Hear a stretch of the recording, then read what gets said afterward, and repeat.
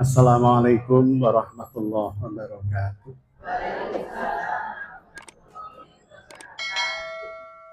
Innal hamdalillah nasta'inuhu wa nastaghfiruh wa na'udzu billahi min shururi anfusina wa min sayyiati a'malina. May yahdihillahu fala mudilla lahu wa may yudlil fala hadiyalah. Asyhadu an la ilaha illallah wa asyhadu anna Muhammadan abduhu wa rasuluhu la nabiyya ba'da. Allahumma salli ala sayyidina Muhammadin wa ala alihi wa sahbihi ajma'in. Amma ba'd. Alhamdulillah, para bunda yang dirahmati Allah, pengurus Majelis Taklim Raudhatul Ilm dan seluruh jamaah yang kiranya Allah memberkahi panjenengan kula sami dalah keluarga, memberikan perlindungan, penjagaan, keberkahan atas apa-apa yang kita lakukan, wabil khusus di pagi hari yang penuh berkah ini, dalam rangka mengaji dan mengkaji firman-firman Allah, sabda-sabda Rasulullah, untuk meningkatkan kualitas keimanan, ketakwaan kita di hadapan Allah Subhanahu wa Ta'ala. Bersebab Allah Subhanahu wa Ta'ala berpesan, yang ini kalau hari Jumat itu senantiasa diingatkan oleh para khotib di atas mimbar. Kalau para bunda kan jarang mendengar, tapi setiap bapak yang tidak ketiduran saat khutbah itu pasti mendengar pesan ittaqillah haitsu ma kunta, atau ittaqullah haqqa tuqatih wa la tamutunna illa wa antum muslimun. Bertakwalah kepada Allah dan jangan sampai panjenengan kula sami sedo wafat pulang menuju Allah kecuali sudah dalam keadaan sepenuhnya berserah diri sebagai hamba dan sebagai seorang muslim. Salawat salam semoga senantiasa teritikad di qalbi, teriyakini dalam hati tanpa ragu, wa qaulu bil lisan, lidah lisan kita diberi kekuatan oleh Allah untuk ringan mengucapkan salawat salam dumateng Kanjeng Nabi Muhammad sallallahu alaihi wasallam, dan kita mohon diberi kekuatan oleh Allah untuk senantiasa itba, mengikuti apa-apa yang telah beliau contohkan dalam kehidupan pribadi, berkeluarga, bermasyarakat, bahkan bernegara. Ini tentu hal yang sangat kita harapkan, kita inginkan, karena hanya dengan itulah panjenengan kula sami membuktikan tresno panjenengan kula sami dumateng Gusti Allah dan Rasulnya. Dan kalau kita sudah mencintai Allah, mencintai Rasulnya, maka tentu ujungnya keridhaan Allah akan diberikan, dan pembelaan Kanjeng Nabi kelak di yaumil hisab berupa syafaatul uzma, syafaat teragung termulia, itu juga akan diberikan kepada kita semua sebagai junnah atau perisai antara kita dengan azab api neraka Allah. Para bunda yang dirahmati Allah, memasuki 5 Zulhijjah 1447 Hijriah semakin mendekatkan kita dengan puncak hari terbaik sepanjang tahun. Jadi Rasulullah Shallallahu Alaihi Wasallam menyebutkan bahwa bersandar pada firman Allah, wal fajr wal layali ashr. Rasulullah menyebutkan bahwa Allah menetapkan kebaikan dalam 1 tahun di siang harinya itu pada 10 hari pertama Zulhijjah, dan menetapkan sebaik-baik malam adalah 10 hari terakhir bulan Ramadan. Artinya ini menjadi catatan kita, berarti pagi ini bunda, panjenengan dan saya berada di sebaik-baik hari. Dan dari 10 hari tersebut ada puncak kebaikan hari, bersebab Allah Subhanahu wa Ta'ala langsung turun ke langit bumi untuk kemudian memberikan ampunan kepada satu hamba-hamba Allah yang sedang wukuf di padang Arafah. Tentu kita iri untuk hal baik itu boleh. Jadi panjenengan pasti semuanya pengen haji, Bu. baik yang sudah maupun yang belum, baik yang sudah apalagi yang belum. Kita berhasrat dan berkeinginan untuk melaksanakan ibadah haji yang puncak haji itu ada di Arafah di saat seluruh jamaah haji melaksanakan rukun puncak haji yakni wukuf. Maka kita berharap di tanggal 9 Zulhijjah meskipun tidak di tahun ini, tapi di tahun yang Allah pilihkan panjenengan kula sami adalah keluarga saged melaksanakan wukuf di padang Arafah. Ini kita hajatkan dan kita harapkan, kita sampaikan seperti ini agar supaya mengafirmasi, ya Allah, ini loh hambamu yang berharap dan berkeinginan di tanggal 9 Zulhijjah untuk panjenengan hadirkan di Arafah. Jadi kalimat yang disampaikan oleh para mufassir, jika di 10 hari terakhir Ramadan ada satu malam yang khairu min alfi syahr, lebih baik dibanding 1000 bulan. Dengan apa? Diturunkannya malaikat waruhu fiha. Dan dalam rombongan malaikat itu ada ar-ruh, yakni Jibril alaihi salam. Maka di hari Arafah itu Allah yang langsung turun ke langit bumi untuk mengampuni hamba-hamba Allah yang sedang wukuf dan hamba-hamba Allah yang melaksanakan esensi wukuf meskipun sedang tidak berada di Arafah. Nanti kita akan kaji dan bahas bagian dari itu. Jadi bagaimana kemudian Allah, zat yang maha adil, memberikan kesempatan dumateng kula panjenengan sami angsal pahala, angsal ujro jaza ingkang sami dipun bandingaken kalian derek-derek dulur-dulur ya kita semua yang sedang melaksanakan ibadah haji. Artinya kita tidak harus berada di sana, tapi kita dapatkan pahalanya. Kita tidak harus berada di Baitullah dalam rangka melaksanakan umroh dari mulai ihram, tawaf, sa'i, tahallul, tapi jenengan mendapatkan pahala umroh yang sempurna di Masjid Istiqomah, di masjid mana lagi? Masjid-masjid yang lain. Mungkin nggak, Bu? Sangat mungkin, karena Allah itu maha adil. Salah satunya apa? Sebagai sholat subuh, tetap memelihara wudhu, kita baca Quran, kita wirid, zikir, dan seterusnya sampai waktu syuruk. Kita melaksanakan sholat sunnah isra, cukup 2 rakaat, sebagai itu bisa dilanjutkan dengan duha dan lain-lain. Maka sejatinya dengan 2 rakaat itu panjenengan sudah mendapatkan pahala umroh yang taman kata Rasulullah. Tamam itu sempurna. Maka jangan khawatir dengan tidak hadirnya kita di tanggal 9 Zulhijjah di bumi Arafah, karena kita bisa mendapatkan pahala yang sama dengan cara yang nanti kita lihat bagaimana penjelasan para ulama. Para bunda yang dirahmati Allah, karena Jumat keempat, maka bahasan kita kaitannya dengan tauhid. Tapi saya tidak ingin menggeser dengan Zulhijjah. Karena kita sudah masuk di bulan Zulhijjah, maka bahasan tauhidnya juga bahasan tauhid yang langsung kaitannya dengan bulan Zulhijjah. Zu itu maknanya pemilik atau yang memiliki. Misal ada Zulqarnain.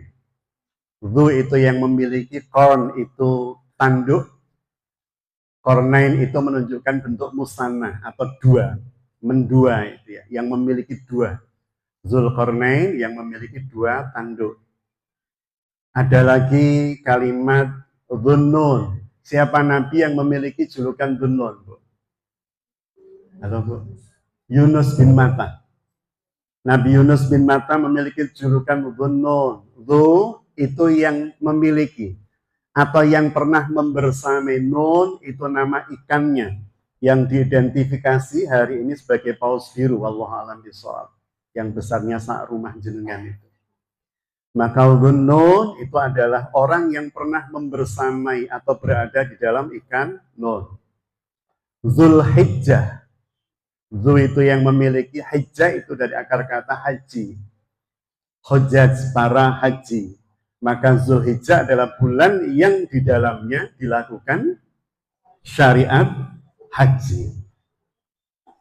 Jadi kita berada di bulan Zulhijjah, dan kalau kita berada di bulan Zulhijjah, maka peristiwa yang paling penting di bulan itu adalah haji.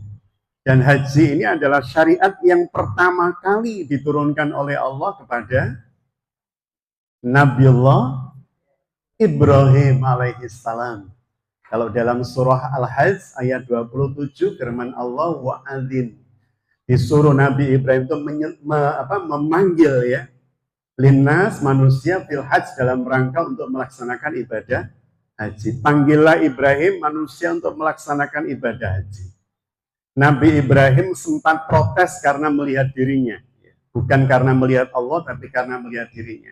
Bagaimana bisa ya Allah, saya memanggil manusia dari seluruh penjuru bumi untuk melaksanakan ibadah haji, lah wong suara saya loh batasnya didengar cuman sekian puluh meter.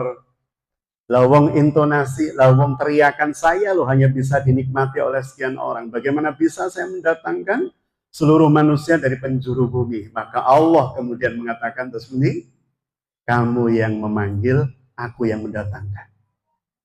Ibrahim, tugasmu itu bukan mendatangkan, bukan. Tugasmu cuman nyebar undangan, memanggil.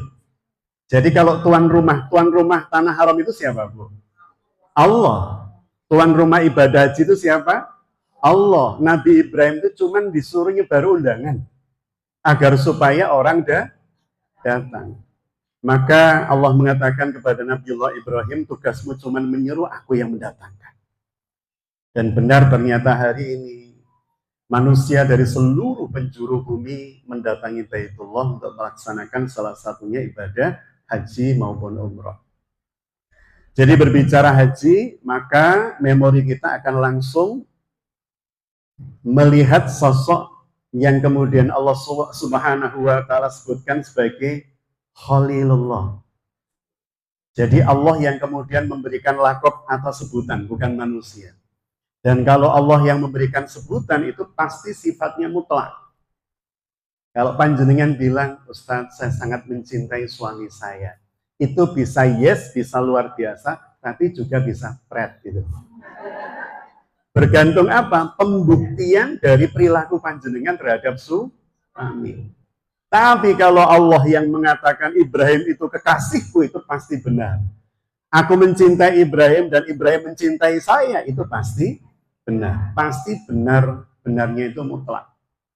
Tapi kalau saya mengatakan cinta saya Bun pada Bu Hatta, itu melebihi cinta saya pada apapun. Itu bisa ya, bisa gitu. Saya mau ngomong begitu kok nggak enak. Istri sendiri gitu. Maka para bunda yang dirahmati Allah, kita melihat apakah benar cinta Ibrahim terhadap Allah ini cinta yang mutlak, cinta yang tidak bisa dipalingkan, cinta yang bersumber pada tauhid yang sempurna, sehingga akan menghasilkan perilaku yang sempurna pula, dalam tanda petik ya, perilaku yang sempurnanya beliau sebagai manusia. Kita awali bahasan kita dengan melihat surah keempat ayat 125. 4125 An-Nisa ya, 125. Allah Subhanahu wa Ta'ala berfirman, a'udzubillahi minasyaitonir rajim, wa man ahsanu dina mimman aslama wajhahu lillah wa huwa muhsin wattaba'a millata Ibrahima hanifa wattakhadallahu Ibrahima khalila. Jadi Allah Subhanahu wa Ta'ala menyampaikan, dan siapa yang lebih baik agamanya, waman ahsanudina, siapa yang lebih baik agamanya, dinnya, mimman, dibandingkan orang-orang yang aslam, orang-orang yang menyerahkan dirinya kepada Allah. Aslama, Islam itu berarti orang yang berserah diri. Rasul itu pernah mengirim surat pasca perjanjian Hudaibiyah kepada para raja, termasuk Raja Bizantium Heraklius, termasuk Raja Mesir Muqawqis. Semuanya dikirimi surat, termasuk Raja Persia. Dan di dalam surat tersebut Rasul mengatakan, aslim taslam, masuklah kalian, berserah dirilah kalian kepada Allah, aslim ya, taslam, maka kalian akan selamat. Masuk Islamlah, kalian akan selamat. Selamat dunia, selamat akhirat. Jadi aslama itu berarti apa? Berserah di wajhahullah atau wajhahulillah. Serahkan diri kalian secara totalitas kepada Allah Subhanahu wa ta'ala. Wa huwa muhsin, dan dia Allah, jika kalian mau berserah diri kepada beliau secara totalitas, mau diatur oleh Allah, nggak membantah, nggak nawar, nggak membantah, nggak nawar. Contoh nawar itu begini, Bu. Orang kalau melaksanakan ibadah umroh, ujung umroh niku napa? Ujungnya namanya tahallul, yang ditandai dengan mencukur rambut. Seringkali saya sampaikan tahallul itu bukan cukur rambut, tahallul itu berarti memasuki fase halal. Makanya tahallul dari kata halal. Simbolnya apa? Memotong atau mencukur rambut. Bisa halq seluruhnya gundul, atau taksir, memendekkan. Maka orang-orang laki-laki khususnya ya, kalau wanita kan boten. Wanita cukup minimal 3 helai rambut, minimal 1 ruas jari. Jadi laki-laki itu bagusnya digundul. Karena kalau dia halq maka didoakan Kanjeng Nabi 3 kali. Kalau cuman potong sedikit karena khawatir hilang gantengnya. Ustaz, kata bapak-bapak, saya itu seperti Robi Sugara zaman dulu.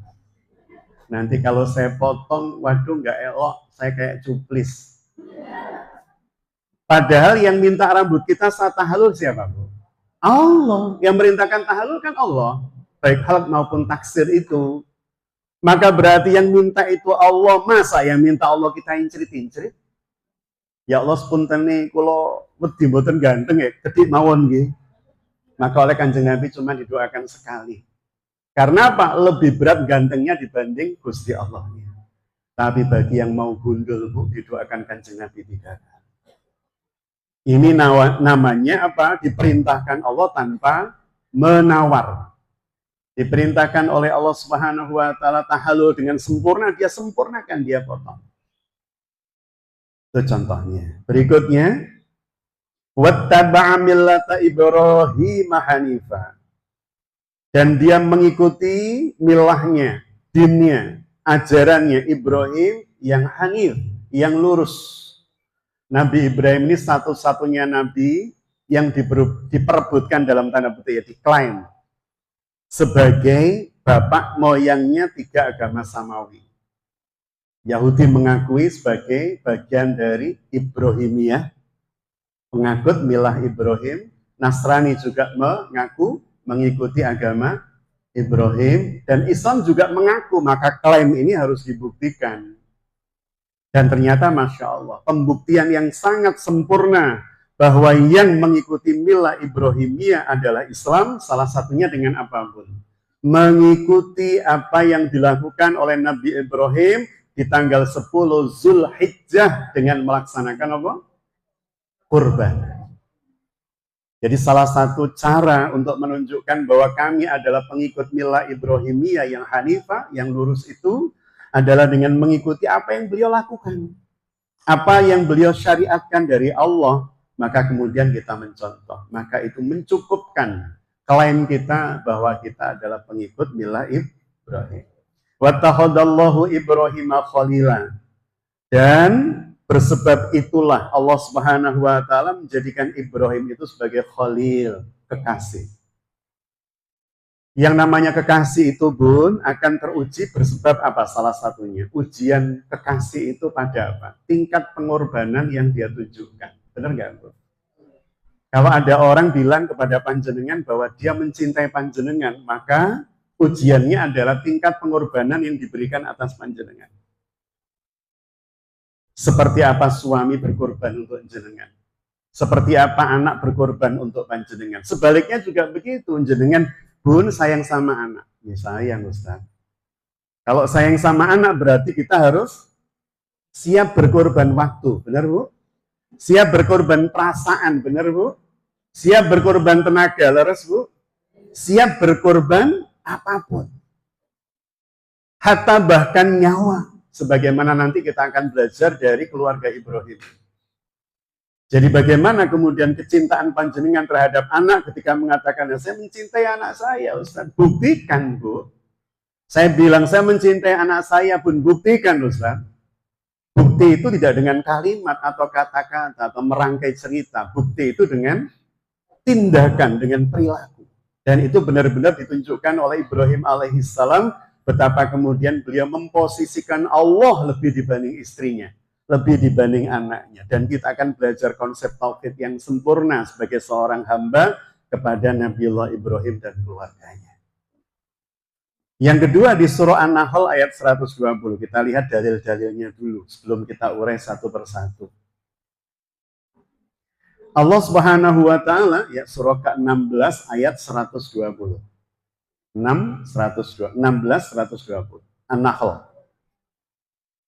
Allah Subhanahu wa taala berfirman, "A'udzubillahi minasyaitonir rajim. Inna Ibrahim." Sesungguhnya Ibrahim itu karena beliau adalah ummatan. Wah, ini keren. Ada satu orang oleh Allah Subhanahu wa taala kemudian dijuluki sebagai ummah. Jenengan kalau dengar kata umat itu kebayang satu atau banyak orang? Banyak orang. Jadi ketika kita mendengar kata umat itu pasti banyak. Tapi kemudian Allah di dalam ayat ini mengatakan inna Ibrahim kana ummatan qanitan lillahi hanifan. Jadi sesungguhnya Ibrahim itu kata Allah Subhanahu wa taala, firman Allah Subhanahu wa taala adalah orang yang nilai satu orang ini seperti satu umat. Saking dahsyatnya keimanannya, saking cintanya pada Allah, saking taatnya kepada Allah, yang ketaatan itu enggak pernah ditawar, Bu. Ustaz, bayar zakat mal itu berapa nisabnya? Sekian, Bu. Oh, tapi saya cari second opinion katanya, saya bilang 90 misal, 90 gram emas, Bu. Second opinion katanya cuma 86, Ustaz. Ya sudah, kalau jenengan yakin, ya sudah itu saja, Pak. Setelah itu cari lagi opini yang lain agar supaya lebih rendah lagi. Sampai ketemu 80 gram, akhirnya dia pakai yang itu. Itu namanya senantiasa menawar apa yang diperintahkan Allah. Ibrahim itu sosok yang nggak pernah nawar. Ada sahabat Rasul yang juga nawar, Bu, sama dengan kita. Tapi nawarnya begini. Rasulullah SAW didatangi oleh seorang sahabat namanya Abdullah bin Amr bin As radhiyallahu anhumah. Anaknya Amr bin As radhiyallahu anhu. Salah seorang diplomat Islam yang paling ulung, ya, penakluk Mesir. Beliau tanya, ini anaknya Abdullah bin Amr. Ya Rasulullah, saya itu masih muda. Puasa itu kalau diwajibkan saya cuma Ramadan kok sayang tuh Rasul. Masa nggak ada tambahan lagi? Nawar, Bu. Tapi nawarnya ke atas. Sahabat itu kalau nawar bukan ke bawah, bukan. Masa cuma Ramadan ya Rasul? Ya sudah, puasalah 3 hari dalam 1 bulan. Ayyamul bid. Ya Rasulullah, seandainya ada perintah lebih dari itu saya masih kuat insya Allah. Ya sudah, ada Senin Kamis. Tapi saya masih kuat ya Rasul. Nawarnya terus, Bu. Jenengan kalau sami apa begitu, Bu, nawarnya? Ada perintah Allah, nggak ada yang lebih tuh ya Allah. Nggak ada yang lebih. Sampai kemudian puncaknya Rasulullah mengatakan, dan sebaik-baik puasa adalah puasa saudaraku Daud. Itu dia masih nawar. Sudah dicukupkan cukuplah dengan puasa Daud. Masya Allah. Itu Abdullah bin Amr bin As radhiyallahu anhu. Nabi Ibrahim nggak pernah nawar sama sekali. Setiap perintah Allah langsung sami'na wa ata'na. Maka kekuatan keimanan Ibrahim itu adalah akumulasi dari kekuatan manusia yang satu umat. Saking dahsyatnya. Sa'ad bin Abi Waqqas, mohon maaf jika saya salah, mohon dikoreksi nanti dicari di literaturnya, Bu, ya, dalam pertempuran Qadisiyah. Itu meminta kepada Sayyidina Umar untuk dikirim 3.000 pasukan lagi. Dikirim 3.000 pasukan. Karena untuk menaklukkan Persia tentu bukan perkara mudah. Maka kemudian Sayyidina Umar ketika membaca surat tersebut langsung dikirim, Bu. Yang diminta berapa tadi, Bu? 3.000. Dan yang dikirim Umar 3 orang. Tetapi kemudian Umar mengatakan, dan satu orang ini memiliki kekuatan yang sama dengan 1000 prajurit.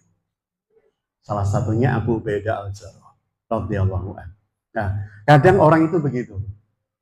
Kadang orang itu memiliki skill yang merupakan gabungan dari sekian banyak orang. Mungkin nggak?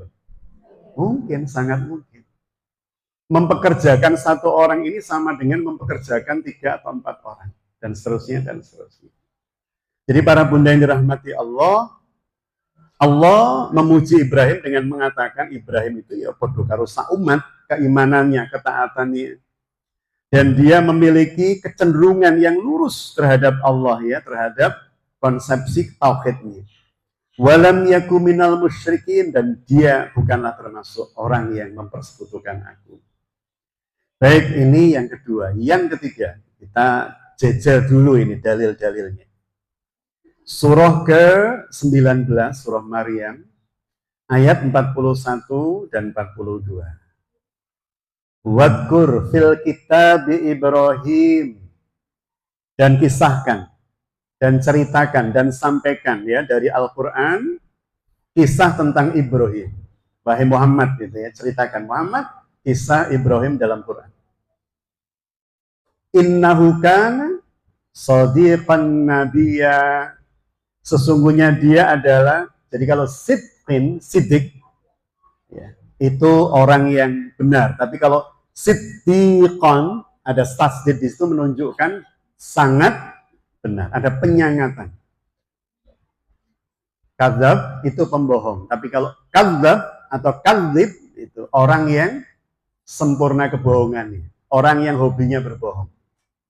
Siddiqan nabiyya, seorang nabi yang benar-benar siddiq. Idza qala li abihi, ketika dia berkata kepada abahnya. Abahnya ini terjadi debatable di antara para ulama mufassir, di antara yang berbeda adalah Imam At-Tabari. Di dalam tafsirnya Jami'ul Bayan, beliau menyampaikan bahwa yang dimaksud ayah di sini, ayah adalah paman. Azhar itu paman beliau, bukan ayah beliau. Karena Rasul menyebut Abu Thalib juga abi. Li abihi ya abati lima ta'budu ma la yasma' wa la yubsir wa la yubni anka syai'a. Ketika Ibrahim berkata kepada abahnya, wahai ayah, mengapa lo panjenengan itu menyembah sesuatu yang nggak bisa la yasma', nggak bisa dengar lo ya, la yubsir, nggak bisa melihat lo, wa la yubni anka syai'a, dan tidak dapat menolong panjenengan sama sekali. Kok nyembah berhala? Bahkan ayah Ibrahim, sebagian menyebut paman Ibrahim, Azhar itu bukan hanya menyembah berhala, tapi produsen berhala. Gini betul? Kan pembuat berhala. Berarti produsen berhala. Oh, lebih hebat lagi. Bukan hanya menjual untuk disembah, tapi dia juga memproduksi orang untuk menyembah itu. Allah, beratnya. Dan Nabi Ibrahim mengatakan kepada abahnya dengan bahasa yang sangat argumentatif. Ya, bah, lawang batu itu loh, berhala itu loh, melihat mboten sakit, mendengar juga nggak bisa, menolong jenengan juga nggak bisa. Dan nanti Nabi Ibrahim akan melakukan tindakan untuk mematahkan argumentasi ayahnya, kaumnya, bahkan raja hari itu. Dengan apa, Bu? Menghancurkan berhala-berhala yang mereka sembah dengan menyisakan berhala yang paling besar. Itu bahasa bahasa argumentatif Ibrahim, tapi disertai dengan kekerasan memang, disertai dengan tindakan merusak. Jadi ketika kemudian melihat bahwa tidak ada perubahan yang signifikan, bapaknya tetap memproduksi berhala, masyarakat tetap menyembah berhala, dan seterusnya, Nabi Ibrahim kemudian menunggu waktu yang paling tepat, yakni di saat raja dan para punggawanya serta sebagian tokoh masyarakat mengadakan sebuah acara meninggalkan tempat. Ibrahim mendatangi tempat penyembahan itu. Kemudian berhala yang kecil ditutui, dirusak, ada yang kepalanya dilepas, ada yang 2 tangannya dilepas, pokoknya modelnya macam-macam. Maka Nabi Ibrahim memutilasi Tuhan hari itu. Dimutilasi. Disisakan kecerdasan Nabi Ibrahim, jeniusnya Ibrahim. Disisakan yang paling gede. Untuk apa argumen beliau nanti? Itu kalau orang cuman marah saja, semua dihabisin pasti. You know what? Ibrahim cerdas. Artinya terkontrol. Bukan marah, tapi tindakan yang terkontrol. Dihancurin semua, dimutilasi, lepas kepala, lepas tangan, macam-macam. Sampai kemudian selesai, ditinggal satu yang utuh yang paling gede. Maka Namrud kemudian datang dengan sangat marah. Siapa yang menghancurkan Tuhan-Tuhan kami? Dari bahasa itu sebenarnya udah nggak logik, Bu. Dari bahasa itu. Siapa yang menghancurkan Tuhan-Tuhan kami? Itu kan bahasa nggak logis itu. Mau Tuhan kok bisa dihancurin? You know, betul? Itu bahasa nggak logis. Tapi orang sudah kadung kesurupan pemahaman yang salah. Maka ketika kemudian ada orang yang berkata, seorang fatan, seorang pemuda, ismuhu Ibrahim, namanya Ibrahim. Maka kemudian Nabi Ibrahim dipanggil. Apakah benar yang menghancurkan patung-patung itu? Engkau Ibrahim. Maka ini kemudian disebut dalam tanda petik ya, kebohongan putih. Yang nanti Nabi Ibrahim saat syafaat itu diberikan, saat padang mahsyar beliau khawatir dengan dirinya karena pernah ngomong ini. Jadi ketika Nabi Ibrahim ditanya, apa kamu yang menghancurkan? Nabi Ibrahim tidak mengatakan, iya saya. Tapi beliau kemudian menunjuk yang paling gede. Loh, itu semuanya hancur, tapi yang paling gede kan ada. Dan kapaknya itu dipegang dia loh. Coba jenengan konfirmasi, jangan-jangan dia tuh yang menghancurkan. Maka kelak kalimat ini menjadikan Ibrahim khawatir dengan hisabnya. Karena pernah menyampaikan seperti itu. Padahal sebenarnya bukan bohong kan. Nyuruh Namrud untuk mengkonfirmasi. Jangan-jangan dia. Maka Namrud semakin marah. Bagaimana dia bisa ngomong dengan saya? Loh, wis ora bisa ngomong loh, kok sampai sembah. Wah, itu tamparan, Bu, sudah tamparan. Maka dalam ayat lain ada diskusi, jadi ada diskusi lanjutan berkaitan dengan itu. Diskusi lanjutannya, jadi ketika kemudian ngamuk, marah, si raja siapa tadi, Bu? Raja Namrud itu marah, tanya kepada Ibrahim alaihissalam yang seperti itu kalimatnya. Dan kemudian udah nggak bisa ngomong, nggak bisa ngomong dalam artian, iya, kan gak bisa jawab. Tapi kan udah ketutup hati dan akal, Bu. Orang itu kalau sudah ketutup hati dan akal, maka rasionalitasnya pasti tertutup.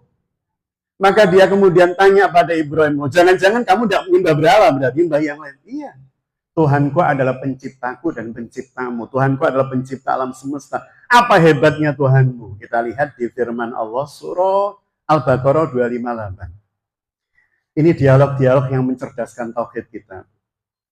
Al-Baqarah 258. Di Al-Baqarah 258 itu Raja Namrud ngamuk dan kemudian tanya, apa sih hebatnya Tuhanmu Ibrahim? Maka Nabi Ibrahim bilang begini, Bu. Alladzi yuhyi wa yumit. Tuhanku adalah yang menghidupkan dan yang mematikan. Saya, kamu, siapapun. Namrud langsung marah, bilang sama penggawanya, ambilkan dua orang yang dipenjara. 2 narapidana. Ambilkan 2 orang dari penjara. Si A sama B. Si A kemudian dia bunuh. Jeres. Dan si B saya ampuni. Ibrahim lihat, saya bisa mematikan dan menghidupkan. Seperti Tuhanmu. Ibrahim lebih cerdas lagi. Maka pendakwa itu wajib cerdas. Jenengan wajib cerdas untuk menyampaikan sesuatu pada orang lain. Karena Kanjeng Nabi punya sifat apa, Bu? Fatona. Alladzi yuhyi wa yumit. Qala ana uhyi wa umit. Aku juga bisa loh menghidupkan dan mematikan, contohnya ini. Qala Ibrahim. Maka Ibrahim kemudian ngomong lagi. Fa innallaha. Maka sesungguhnya Allah ya'ti bisyams. Bisa menerbitkan matahari minal masyrik, dari timur. Fa'ti biha minal maghrib. Tuhan saya itu bisa menerbitkan matahari dari timur. Besok terbitkan matahari dari barat. Ngeluh. Ketika Namrud mendengar itu, ya gak iso.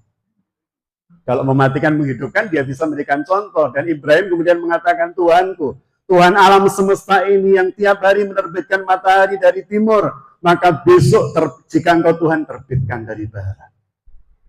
Langsung nyari Neosep, Bu, dia. Gitu ya.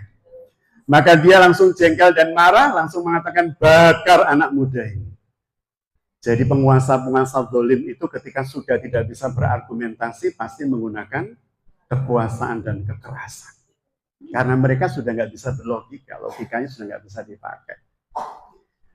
Akhirnya kemudian dibakar itu. Jadi Allah Subhanahu wa taala pun memuji Nabiullah Ibrahim alaihissalam di dalam ayat-ayat yang kita bahas hari ini memang orang brilian, orang cerdas, orang pintar, orang yang keyakinannya nggak gampang bergeser. Bahkan ketika kemudian beliau membersamai para penyembah bintang.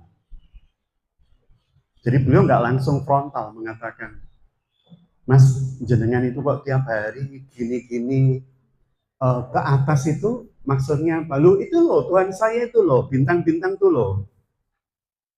Itu kan sangat hebat kalau malam kita dapat cahaya. Bulan itu loh luar biasa. Kan layak dan pantas untuk disembah. Itu pun menunjukkan bahwa semua orang itu punya sifat mentakdiskan sesuatu. Semua manusia itu punya fitrah untuk mengkultuskan sesuatu. Benar nggak, Bun?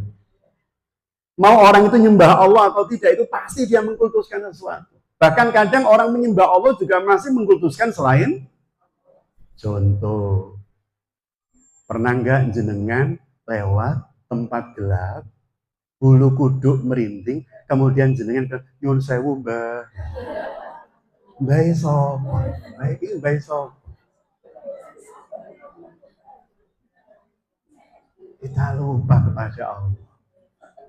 Lebih takut pada mbah. Dan bayangannya wajahnya seperti nenek lampir itu. Ini kan korban TV. Jadi para bunda yang dirahmati Allah, kadang dulu waktu kecil saya juga menjadi korban itu. Jadi dulu di tempat kami itu ada pohon di Mojokerto ya, di Korem dan Bekang 082 kalau jenengan ada yang kenal teman di Mojokerto. Tebek namanya. Jadi karena Bapak beli perumahan TNI, tapi Bapak sipil. Di situ ada tempat yang suwung gitu Bu ya. Kemudian di tengahnya itu ada pohon mangga yang hampir tidak ada orang berani ngambil.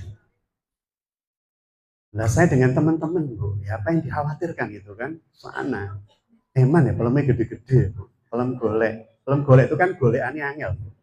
Golek. Maka kemudian kami ngambil, tapi ketika mau ngambil kok merinding gitu ya. Akhirnya kemudian kita bilang, Mbah, nyuwun pelemi gitu. Ya podo ae gitu kan. Podo sirike.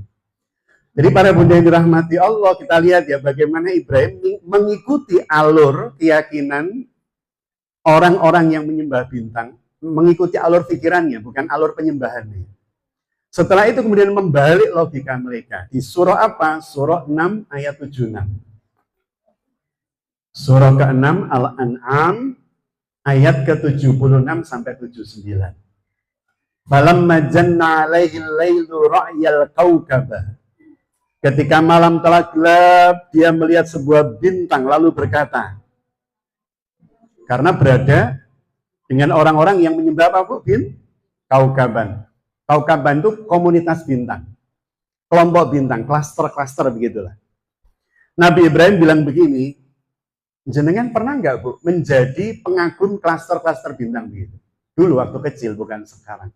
Mungkin membaca majalah Hai atau apa itu dulu ya, yang ada gitunya. Ada rasi-rasi bintang itu loh Bu. Kalau yang lahir Agustus tanggal sekian itu Leo. Kalau yang lahir bulan Juni tanggal sekian Pisces. Pisces mau Gemini. Jenengan berarti semuanya korban dengan saya. Dulu itu ya meskipun mainan, bagi kita kan mainan itu. Mainan seru-seruan itu. Kita kan nggak pernah menyembah rasi bintang.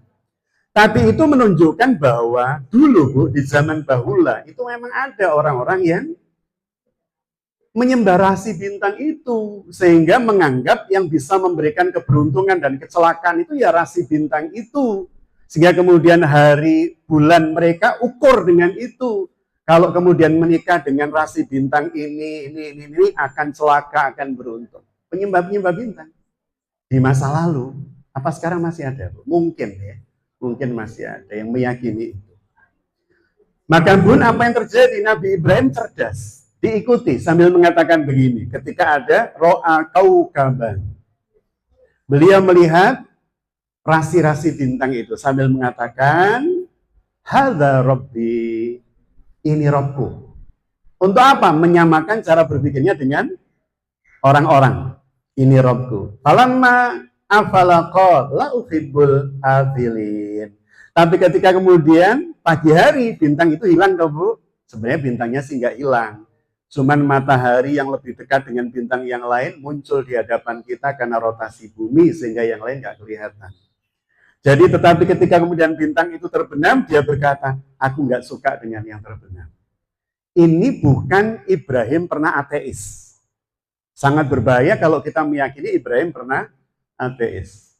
Mencari Tuhan. Pernah dengar begitu? Ibrahim mencari Tuhan. Padahal ini Ibrahim meluruskan pemahaman tentang ketuhanan. Beliau berada dengan masyarakat penyembah bintang dan beliau mengatakan, ini sarkastik edukatif itu ya. Kalimat yang sarkas tapi untuk mengedukasi. Saya menyembah bintang, ini Tuhanku nih, besoknya hilang. Tuh hilang Tuhan kita. Kan nggak mungkin kalau Tuhan itu hilang. Ini kalimat yang sarkas sebenarnya Bu, atau satir ya, menyindir. Menyindir agar supaya mereka sadar, ya maksud Tuhan kok hilang toh. Jadi Nabi Ibrahim menyindir mereka dengan kalimat dakwah yang luar biasa. Bukan berarti beliau mencari Tuhan. Jenengan wajib membaca tafsir Profesor Dr. Wahab Zuhaili atau Imam At-Tabari atau Al-Qurtubi yang menjelaskan bahwa itu bukan Ibrahim mencari Tuhan, tapi Ibrahim yang sedang membersamai para penyembah bintang, matahari, dan bulan, makhluk-makhluk langit. Dan beliau mengatakan, saya nggak suka loh, Tuhan masa bisa hilang. Mereka kemudian masih ngeyel itu ya, menyembah apa? Menyembah bulan, menyembah matahari. Sampai kemudian beliau mengatakan, loh matahari juga hilang nih kalau malam. Berarti yang hebat bulan loh. Bulan juga hilang kalau pagi. Oh, berarti yang hebat matahari loh. Oh, mereka saling mengalahkan. Bukan berarti tidak mungkin mereka Tuhan. Mereka saling mengalahkan, mereka saling muncul dan tenggelam. Jadi bagaimana kemudian Ibrahim mengajarkan kepada mereka? Makanya Bun, ujungnya begini kalimat Ibrahim. Untuk kemudian meluruskan pemaknaan Ibrahim pernah ateis. Itu sangat berbahaya. Nuduh Nabi Ibrahim ateis. Coba kita lihat ya. Falamma afalat qal ya qaumi. Jadi setelah Ibrahim mengatakan semua itu, beliau berkata, wahai kaumku, sesungguhnya aku berlepas diri dari apa yang kamu persekutukan. Maksudnya persekutukan itu bintang dengan apa? Allah, matahari dengan Allah, bulan dengan. Berarti kalau Ibrahim mengatakan kalian kalau menyembah itu berarti mempersekutukan Allah, berarti dia tahu nggak Tuhan itu Allah? Tahu Bu. Jadi ayat ini sejatinya justru mengajarkan pada kita inilah konsep dakwah Ibrahim. Yang tidak langsung orang nyembah ini langsung disalah-salahkan dengan frontal dan seterusnya.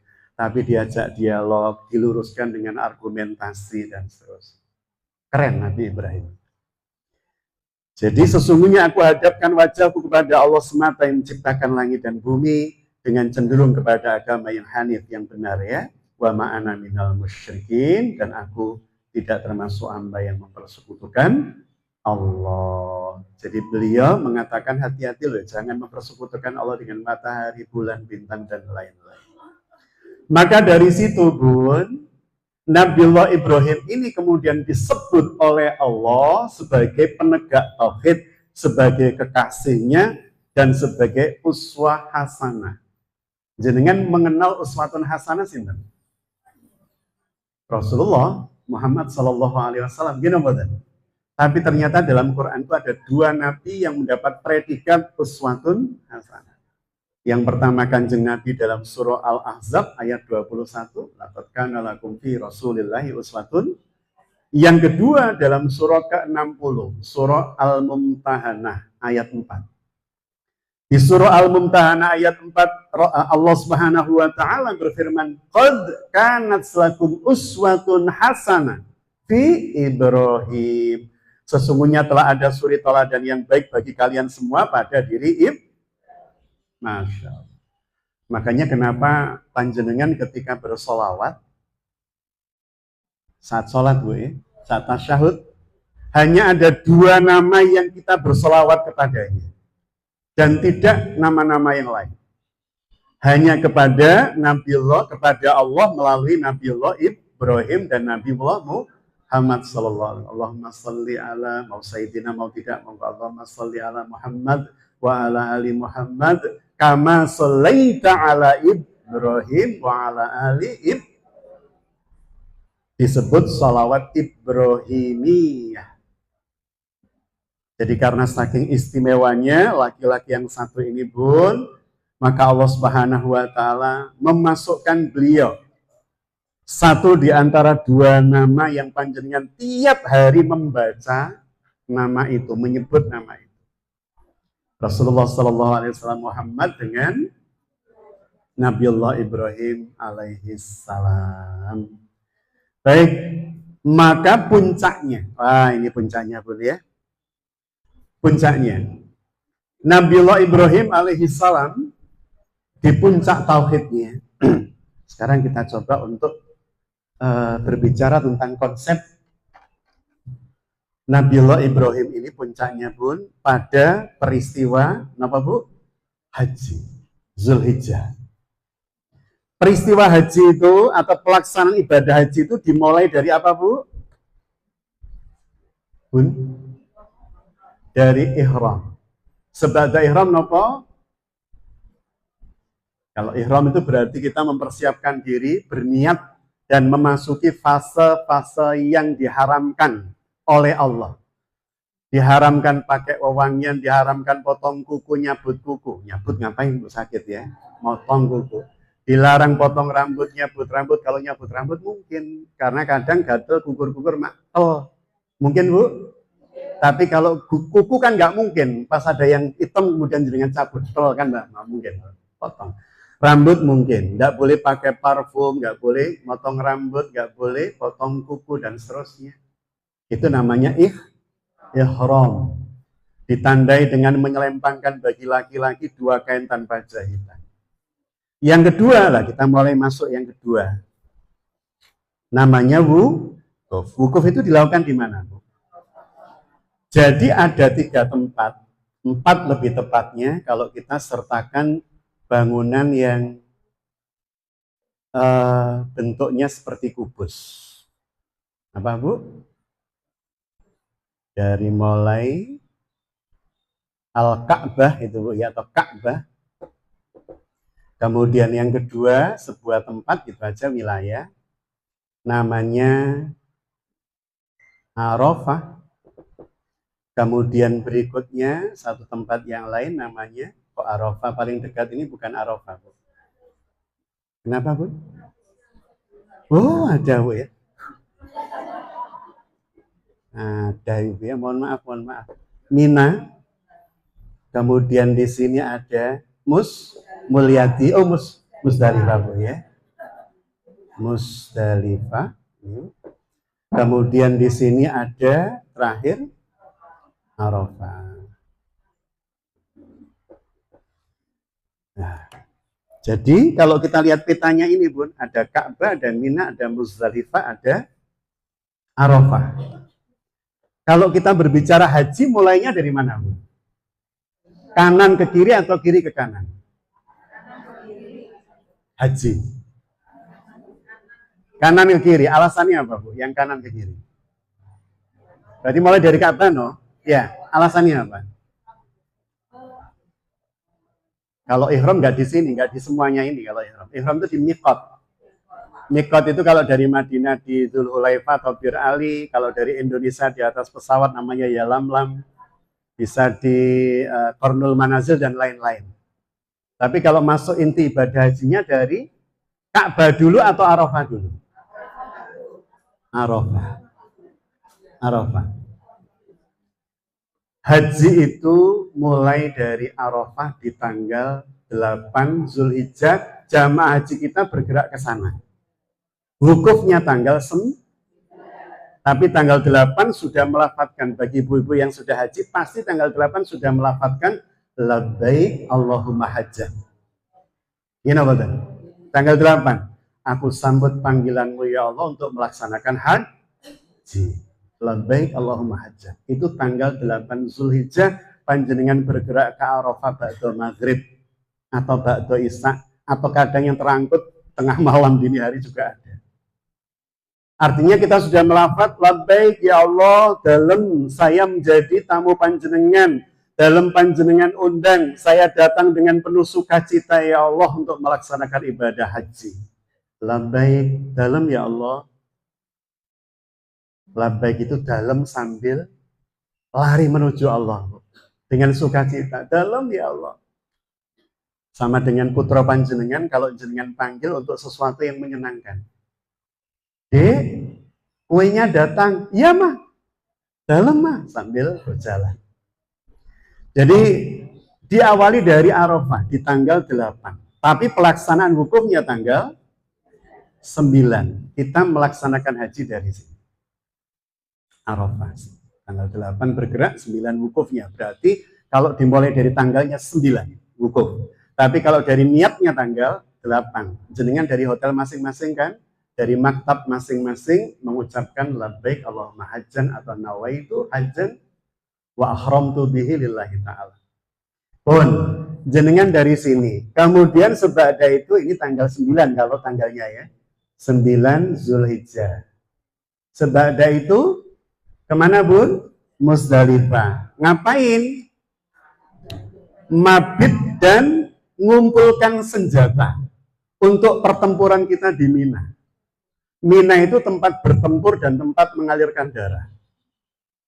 Jamaah dari Indonesia itu hajinya haji nopo tamat toh. Haji tamat toh wajib bayar denda nopo mboten? Wajib. Hadyu itu disembelih nanti di Mina tanggal 10. Semua hadyu itu akan disembelih di Mina tanggal 10. Maka di Muzdalifah Muzdalifah ini kita nginep, tidur di sini, atau kalau sekarang namanya murur. Murur itu pokoknya yang penting kita di Muzdalifah sampai lepas jam 12 malam. Di bis, dalam bis Bu. Dalam bis, gak turun. Kita diam dalam bis. Nunggu jam 12 lebih. Jam 1 kita bergerak lagi. Itu sudah mencukupi syarat untuk maghrib di Muzdalifah. Namanya murur. Tidak semua jamaah haji, tapi sebagian jamaah haji begitu. Setelah itu ke Mina, ngapain ke Mina? Untuk bertempur. Mina itu tempat pertempuran dan tempat mengalirkan darah. Pertempuran kita dengan siapa, Bun? Dengan simbolisasi syaitan. Bisa jadi yang jadi syaitan siapa? Diri kita sendiri. Oh, berarti ngelemparnya pada diri kita, Ustaz Bodan. Kita membayangkan kebebalan kita, misalnya, ya Allah betapa bebalnya saya. Kadang 1 minggu orang mau Quran sama sekali, bismillah, kemalasan saya lempar, ya Allah, bismillah, ya Allahu Akbar. Ya Allah, betapa saya itu kok gampang jengkel dan marah terhadap anak saya, ya Allah, rasa jengkel marah saya yang menjadi pemicu setan itu saya lempar, bismillah, ya Allahu Akbar. Jadi sifat-sifat syaitania atau hewani yang ada dalam diri kita itu kemudian kita lempar, bismillah, ya Allah, pertempurannya di Mina. Penyempurnaan ibadahnya nanti penguatannya ada di Ka'bah. Justru akhir, Bu, namanya tawaf ifadah. Tawaf ifadah itu rukun. Nanti ujungnya lagi ada wajib, namanya tawaf wada. Di ujung. Jadi dari sini, dari kiri ke kanan. Nah, yang menarik tentang Ibrahim tadi itu, Bu. Jadi konsep tauhid itu seperti ini sejatinya. Diajarkan oleh Nabiullah Ibrahim dari tauhid hingga amal. Maka amal itu bersandar pada tauhid. Kita di Arafah. Arafah itu puncak haji. Rasulullah menyebut al-hajju Arafah. Haji itu ya Arafah itu. Maka orang kalau haji tidak wukuf di Arafah tidak sah. Mau dia alasan sakit, mau dia alasan nggak bisa jalan, mau dia alasan nggak bisa, harus datang di Arafah meskipun dengan ambulan. Dengan ambulannya, Bu. Kok nggak bisa apa-apa tapi masih sadar, maka dia harus datang ke Arafah. Untuk apa? Wukuf. Bagaimana nanti mabitnya? Mabit itu cuma wajib, bukan rukun. Berarti bisa diganti dengan dam. Membeli seekor domba untuk disembelih tanggal 10. Bagaimana dengan jumrohnya? Bisa diganti dengan dam, karena jumroh itu bukan rukun haji, tapi wajib haji. Jadi para bunda yang dirahmati Allah, ternyata seluruh proses itu diawali dari Arafah. Apa bu? Mana Arafah bu? Arafah menikah mananya apa? Mengenal. Wah, saya nulis sambil begini agak sulit, tapi bisa dibaca bu ya. Mengenal, memahami, menyadari, dan sekali lagi catatan yang harus kita bold, kita italic, kita underline, ya wis di bold ya, ditebalkan, dimiringkan, di garis bawah, saking pentingnya maksud saya. Arafah itu puncak haji loh, Bu. Dan kita kan mempersepsikan haji itu ibadah fisik. Jadi apa mboten, Bu? Wah, haji itu ibadah fisik, Ustadz, fisik banget pokoknya. Tapi ternyata justru puncak haji itu bukan ibadah fisik. Puncak haji itu panjenengan nggak disuruh lari. Puncak haji itu jenengan nggak disuruh lempar jumroh. Puncak haji itu jenengan nggak disuruh tawaf. Puncak haji itu wukuf. Jenengan kalau baca Al-Quran, maka tanda berhentinya namanya wakaf. Wukuf, wakaf, wakaf, tawakuf itu satu makna. Maknanya apa? Berhenti. Maknanya apa? Diam. Maka harta yang diwakafkan, dia harus berhenti pada niat yang mewakafkan. Misalnya kamera menikah, kagungannya sinten menikah. Misal kamera ini disampaikan oleh bunda yang punya ya. Bu Nur, saya wakafkan kamera saya ini untuk kajiannya Majelis Taklim Raudhatul Ilm. Maka kamera itu nggak boleh untuk foto-fotoan, Bu. Karena apa? Niat wakafnya untuk pengajian, nggak boleh untuk main game. Nggak boleh untuk ini itu. Karena dia berhenti pada niat yang mewakafkan. Wakaf itu maknanya berhenti.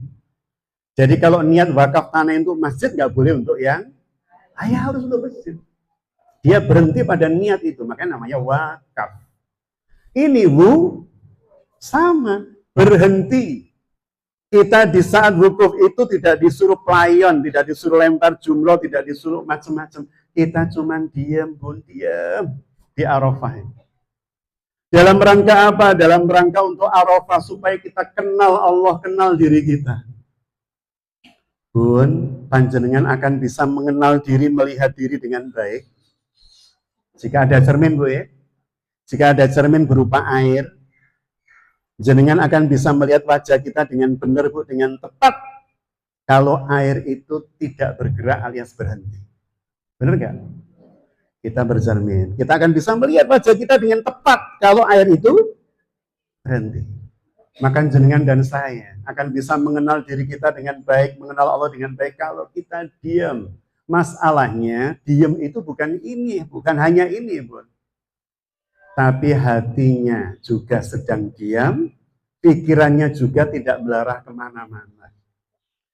Masalahnya, kan tidak semudah itu. Sama dengan jenengan berkali-kali saya mengingatkan diri saya sendiri maupun panjenengan. Ketika kita sholat, kita berikhram dengan takbir. Kita berikhram dengan maka namanya takbiratul. Kita berikhram dengan takbir. Caranya bagaimana? Ya kita memahabesarkan Allah. Ini menjadi ikhram kita. Ini menjadi tanda kita masuk fase haram. Awalnya sebelum sholat boleh ngomong, sekarang enggak boleh. Enggak boleh makan, enggak boleh ngomong, enggak boleh macam-macam. Ikhram. Diawali dengan apa? Takbir. Takbiratul Allahu Akbar. Memahabesarkan Allah. Allah mendominasi pikiran, mendominasi hati. Yang lain haram untuk masuk, nggak boleh. Kita pakai punggung tangan. Stop, nggak boleh. Sepurani. Ika ngadep Gusti Allah. Pikiran yang lain selain Allah, sepurani ya. Iki aku ngadep Gusti Allah. Maka Allah mendominasi Al-Akbar. Maha besarnya, saking besarnya kemahaan Allah. Sampai tidak ada yang mampu masuk dalam pikiran dan hati kecuali cuman masalah apa yang ngono topu kita itu. Apa ya begitu ketika Allahu Akbar benar-benar yang maha besar Allah, atau yang maha besar harga berambang yang naik, bensin sing pager sing durung sida dicet. Cendelo sing mulai arep diganti, anak yang besok sudah mau masuk kuliah. Padahal waktu panjenengan mau sholat itu kan nggak muncul. Benar nggak, Bu? Tapi ketika panjenengan mendeklarasikan, ya Allah panjenengan yang maha besar, itu setan langsung pret gitu. Allah gayamu. Karena pada saat jenengan bilang Allahu Akbar, engkau yang maha besar, ya Allah, mereka langsung masuk, Bu. Hanzab namanya, sek, memasukkan informasi yang tadinya nggak kita pikir jadi kita. Maka saya itu kalau pas di desa-desa, Bu, mengagumi orang, mengagumi yai-yai yang kalau mau sholat, yai desa yang nggak pernah viral, nggak pernah populer itu. Kalau mau sholat berhenti lama, kadang saya dengar kalau pas saya jamaah di sop paling depan, membaca ta'awud, membaca anas. Karena mereka tahu ini mau bertempur, nggak main-main ini. Sehingga ketika kemudian tahu ini Hanzab sudah ngintip ini. Nanti kalau saya Allahu Akbar, dia langsung masuk. Allahu Akbar, wah bebar, wisbar. Maka dia a'udzubillahi minasyaitonirrajim. Bismillahirrahmanirrahim. Setelah doa-doa perlindungan dia, Allah. Saya itu pernah ini bunda-bunda wilis ya. Mungkin masih ingat, Bu Didi nopo tesih kemutan saya sholat ngimami subuh sekian puluh tahun silam, ada tikus di sajadah. Jadi sempat, iya Bu, saya ngimami subuh, mau pas ruko, di atas sajadah saya ada tikus Bu. Itu pas Mbak Darsan masih ada. Jadi saya pas ruko begini, ya Allah tikus itu memandang saya dengan mata beningnya itu. Saya tuh, ya Allah kayak film. Jadi harus gak eling ngopo ono tikus Bu. Kan goyah toh Bu. Goyah saya apa? Ya Allah terus aku lek sujud terus piye gitu kan. Berbagi tempat kan gak ngerti dia Bu. Apa menurut Rono diri kan gak ngerti. Demi Allah Bu, akhirnya apa? Saya merem, ya Allah, saya pasrahkan. Saya ini makhluk jenengan, dia juga makhluk jenengan. Dan jenengan pasti tahu ya saya butuh tempat sujud itu. Sudah saya merem Bu, pelan-pelan, saya sambil merasakan. Dan alhamdulillah sebelum kening saya menyentuh lantai itu, saya mendengar makmum di belakang saya gedebekan Bu. Itu berarti pindah ke belakang. Makanya setelah salam Mbak Darsan itu bilang, Pak ini sarungku ya. Itu hampir menyentuh, saya udah merem ya Allah, saya pasrah. Saya makhluk jenengan, dia juga makhluk jenengan ya Allah. Sama-sama makhluk kita pasti berkawan ya Allah. Ya itu Bu, sekian puluh tahun silam. Jadi setan itu pintar. Saya nggak tahu apakah setan waktu itu memprovokasi tikus, saya nggak tahu. Awak murono kan saya. Jadi para bunda yang dirahmati Allah, Arafah itu gitu konsepnya. Kita mengenal Allah Subhanahu wa taala. Tetapi udah 9:30 ya. Tetapi ternyata mengenal Allah, memahami diri itu kita butuh apa? Ibadah, salah satu ibadah yang paling besar pahala itu namanya tafakkur. Ini kita bahas di tempatnya kajiannya Nisaul Jannah. Kitabnya tentang manajemen kolbu, manajemen hati itu ditulis oleh Syekh Shalih Al-Munajjid sama Abdul Hamid Isik. Disebutkan bahwa oleh Kanjeng Nabi salah satu ibadah yang berpahala paling besar dalam kehidupan jenengan dan saya itu adalah tafakkur. Ibadah yang sampai membuat Kanjeng Nabi itu nangis karena khawatir umat itu tidak bisa memasuki ibadah ini, tidak mengerti ibadah ini. Jadi bagaimana kalau panjenengan sami mentafakuri diri, mentafakuri ciptaan Allah, sampai kemudian kita kenal Allah. Dalam bahasa para ulama, ya, qaul para ulama, man arafa nafsa, faqad arafa rabbah. Barang siapa yang mengenal dirinya dengan baik, ya Allah betapa lemahnya saya, ya Allah. Bahkan potong rambut itulah ya Allah, untuk mengetahui kondisi rambut di belakang rambut saya sendiri. Saya butuh cermin yang mencukur ya Allah. Kan kadang diberi cerminnya itu Bu ya. Pak gimana pun cocok. Ya Allah betapa lemahnya saya ya Allah. Ya Allah betapa lemahnya saya ya Allah, pendengaran saya terbatas ya Allah. Akhirnya ketika kita merasa lemah, merasa rendah, disitulah kemudian kita meninggikan Allah. Meninggikan Allah. Akan kita bahas lagi pertemuan berikutnya, tapi satu tambahan saya. Setelah kita mengenal Allah, jadi kata kuncinya dari konsep tauhid yang benar itu adalah kenali Allah. Caranya kenali diri. Sebab kita mengenal Allah, baru kita layak untuk mabit di Muzdalifah, mengumpulkan senjata. Karena kalau kita nggak kenal Allah, Bu, senjata itu bisa membahayakan diri kita. Ada nggak, Bun, orang punya senjata tapi nggak bisa pakai? Ada, Bu. Ada nggak orang punya senapan hanya untuk pajangan di rumah? Ada. Ada nggak, Bu, orang punya apa ya senjata-senjata gitu lagi? Termasuk saya ini, Bu, korban hadiah teman. Teman saya baik menghadiahi saya sesuatu. Double stick itu, Bu, ruyung itu. Ujungnya kayu, tengahnya rantai.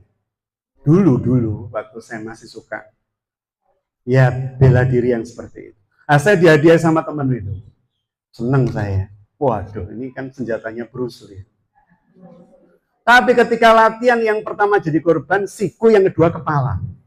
Bolak-balik cedak-cedak saja. Iya kan, Bu, kalau pakai itu kan, akhirnya kalau latihan mesti pakai helm. Ini pakai deker. Jadi para bunda yang dirahmati Allah punya senjata tapi nggak bisa pakai, itu bisa membahayakan diri sendiri. Maka kita butuh kemampuan memakai itu. Di mana? Di Arafah ini, mengenal ini. Dan ternyata saat kita di Muzdalifah yang kita cari untuk apa, Bu? Perang sama siapa tadi? Setan. Jangan kalau bilang setan jangan lihat saya, mohon maaf. Yang namanya setan itu, Bun, pantasnya. Jangan kalau bilang marah itu, Bu, ya, sama sesuatu. Oh, setan. Ketika kemudian kita menyebut setan, itu pantasnya dilempar dengan batu kerikil apa botol, pantasnya. Ya botol, Ustaz. Tapi kan perintah Allah pakai apa? Kerikil. Kenapa Allah Subhanahu wa taala memerintahkan kita pakai kerikil? Allah menjelaskan dalam surah An-Nisa 76 insyaallah. Wa idza kaida syaiton kana dhaifa. Jadi, Bun, panjenengan kalau sami oleh Allah diperintahkan melempar setan, itu simbolisasi setan itu pakai apa? Kerikil itu batu yang paling kecil, you know, betul? Batu kecil. Kita lempar sambil bilang apa? Ini yang membuat hebat itu, Bu. Bukan kerikilnya, bismillah yang pertama, melibatkan nama Allah. Dengan namamu ya Allah, saya ngelempar setan itu. Allahu, bismillah, Allahu Akbar. Bu, kapan-kapan Raudhatul Ilmi itu mengadakan apa? Manasik akbar itu, Bu. Iya, manasik akbar, Bu. Memberi orang lain ilmu untuk haji. Kita enggak pengaruh apapun bagi kita, cuman memberi ilmu. Maka setiap orang yang punya ilmu haji berangkat haji dengan ilmunya, Raudhatul Ilmi dapat Pak. Jadi melempar bismillah Allahu Akbar harus masuk lubang. Boleh kena cagak, boleh enggak. Zaman Rasul enggak ada cagaknya, Bun. Cuman batas area lubangnya itu. Bismillah Allahu Akbar. Kadang ibu-ibu yang jauh karena melemparnya ba'da zawal penuh ratusan ribu orang. Bun, tapi tetap harus dipastikan loh, Bun. Saya nggak bisa satu persatu melihat jenengan masuk atau enggak. Nah, saya nggak tahu Ustaz masuk atau enggak. Pokoknya saya yakin masuk. Harus yakin, Bu, masuk. Kalau kemudian jenengan lempar guyonan saya ya, setelah selesai. Kalau kemudian jenengan tadi itu ngelempar, Bu. Dan kemudian terdengar suara, apa itu berarti kena enggak sih, Bu? Sirai orang itu. Gak melebut, tapi caranya. Jadi para bunda yang dirahmati Allah melempar bismillah Allahu Akbar. Yang menjadikan senjata jenengan itu hebat bukan kita. Tapi apa? Allah yang maha besar tadi itu, Bun. Maka setan itu menjadi lemah, menjadi kecil. Masalah itu menjadi ringan kalau kita mengakbarkan. Selama ini kok rasanya setiap masalah berat, itu karena saking kecilnya Allah dalam hati kita. Selama ini kita merasakan godaan setan itu teramat sangat berat, sulit untuk dihilangkan karena mereka mendominasi kita. Allahnya menjadi kecil, bukan lagi akbar. Makanya kenapa yang paling penting di titik ini, Arafah ini, mengenal kemahabesaran Allah, agar nanti kalau kesini beres. Melawan setan itu harus kenal Allah. Kalau kita nggak kenal Allah, kenal Mbah tadi itu, Nuwun Sewu Mbah, dan seterusnya. Karena nggak kenal Allah. Sementara itu, Bun, ya, 9:30 lebih sudah. Ada yang mau ditanyakan? Boleh satu kalau ada. J, Bu Catur.